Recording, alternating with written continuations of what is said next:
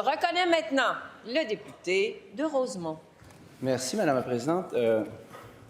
Il y a une première atout. C'est la première fois en plus de 6 ans que je siège ici que j'ai à répondre à une déclaration ministérielle. J'ai même dû demander à mon leader, ça mange quoi en hiver, qu'est-ce que je fais, qu'est-ce que je dis. J'irai pas aussi loin et en profondeur que ma collègue de Saint-Laurent parce que nous sommes devant un énoncé d'intention ici que je reçois. Il est vrai que des lois qui datent de plus de 30, 40 ans doivent être revues à l'occasion. C'est vrai. Je sais que la présidente du Conseil du Trésor sort par ailleurs d'un marathon de négociations. Ça ne paraît pas tout le temps. Puis, je vais être bon joueur. J'ai connu pas mal de présidents et présidentes du Conseil du Trésor. Ce n'est pas le poste le plus glamour, je vais me faire reprocher l'anglicisme, là, le plus flamboyant, mais je sais, puis notez, je sais que la présidente du Conseil du Trésor travaille très fort. Je la vois très tôt le matin ici, je la croise très tard le soir, je sais qu'elle travaille très fort et qu'elle ne sait pas toujours les mérites de ses négociations. Puis, à sa face même, les dernières négociations ont été longues et difficiles, ardues, avec des tiraillements, ce qui est nécessaire, puis ce qui est nécessairement ce qu'on voit toujours dans toutes les négociations. Mais à la fin, les résultats sont pas si mal. Je dois le dire. Ils sont pas si mal. C'est vrai qu'on a dû...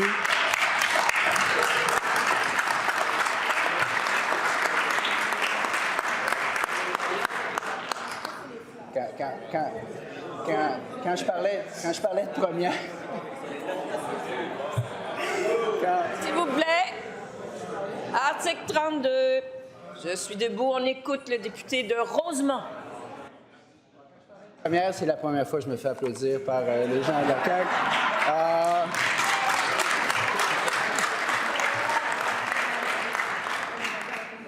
Mais les négociations ont été longues et difficiles. Puis ce qu'on nous disait souvent de la partie syndicale, et pas juste les représentants syndicales, mais les employés, souvent les gens disaient on a de la misère à avoir des répondants en face au gouvernement. Puis il faut être deux pour danser.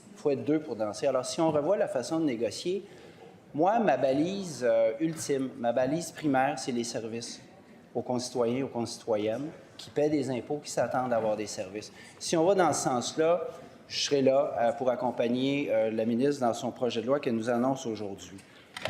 La bonne foi se présume, mais le doute est permis.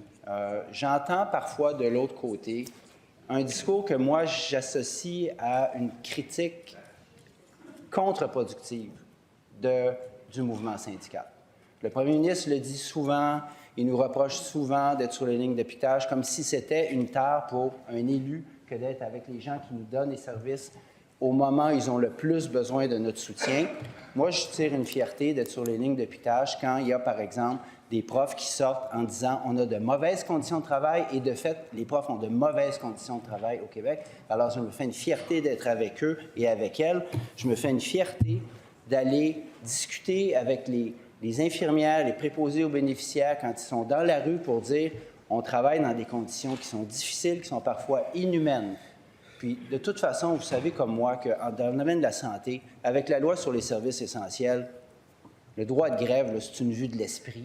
Les moyens de pression sont particulièrement limités. Alors, si en plus on leur reproche d'aller dans la rue pour faire entendre leur plaidoyer, je pense qu'on a un problème de transparence et de démocratie. Alors, j'accueille ce que la ministre met sur la table, la présidente du Conseil du Trésor met sur la table aujourd'hui.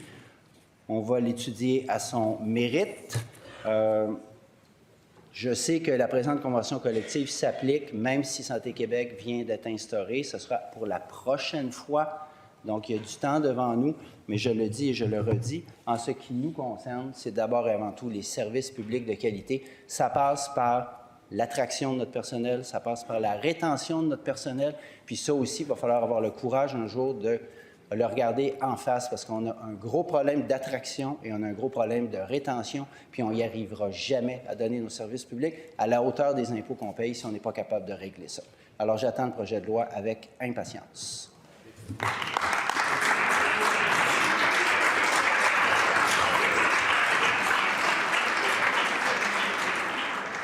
Merci, Monsieur le député, de